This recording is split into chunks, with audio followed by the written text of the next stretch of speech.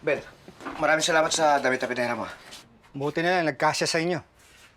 Pero teka lang, saan ba lakad nyo? Ba't ang aga nyo nagising? Ben, pupunta kami ng City Hall. Mag-aabang kami doon. Baka sakaling matsambahan namin si Mayor Miguelito. Sigurado ba kayo? Iilan lang kayo.